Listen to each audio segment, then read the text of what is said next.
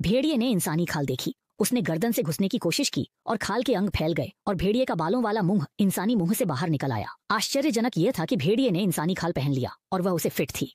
एक राहगीर गुजरा। जिज्ञासु भेड़िया उठकर उसके पीछे चल पड़ा, दौड़ने लगा। हालांकि वह डगमगा रहा था और अभी तक अभ्यस्त नहीं था। फिर वह सड़क की ओर शहर की तरफ बढ़ गया। लड़की का कुत्ता भौंकता रहा, लेकिन उसने ध्यान नहीं दिया। एक कंपनी के दरवाजे से गुजरते हुए उसने जिज्ञासु उन कर्मचारियों को देखा। नौकरी चाहिए थी, इसलिए वह नौकरी के उम्मीदवारों में साक्षात्कार में भाग लेने लगा। कलम से लिखने की भी नकल करने लगा। ये भेड़िया नौकरी पर रख लिया गया क्योंकि उसने भेड़िए की तरह मेहनत से काम किया, जिसे कंपनी के मालिक ने उसे मान्यता दी और उसे पदोन्नति और वेतन वृद्धि दी। अच्छी आय वाला भेड़िया अपने खुद के बड़े घर में रहने लगा। ये सब बहुत आसानी से हो गया। भेड़िया घास पर मस्ती करने लगा, चार पैरों पर चलने लगा। मूविंग कंपनी के कर्मचारी ने देखा। भेड़िए की पहचान के लिए वह खड़ा हो गया और कर्मचारियों को काम जारी रखने का इशारा किया। कर्मचारी अभी भी उलझन में थे। भेड़िया दूर के जंगल को देखता है और पहले की स्वतंत्रता को याद करता है जब वह रेंगता था, काम से थक जाता। दीवार पर शिकार को देखकर उसकी खोई हुई महत्वाकांक्षा जाग जाती। समय धीरे बीतता गया। भेड़िए ने एक सुंदर पत्नी से शादी कर ली, लेकिन स्वादिष्ट पकवानों में उसकी कोई रुचि नहीं थी। महिला की गोद में छोटे कुत्ते को देखकर भेड़िए की मांस खाने की इच्छा जाग उठी। इसलिए अगले दिन वह पालतू जानवर की दुकान से एक बिल्ली खरीद लाया और उसे घर के गैरेज में छिपा दिया। वह बिल्ली को बाहर लाया और ताजे मांस को देखा।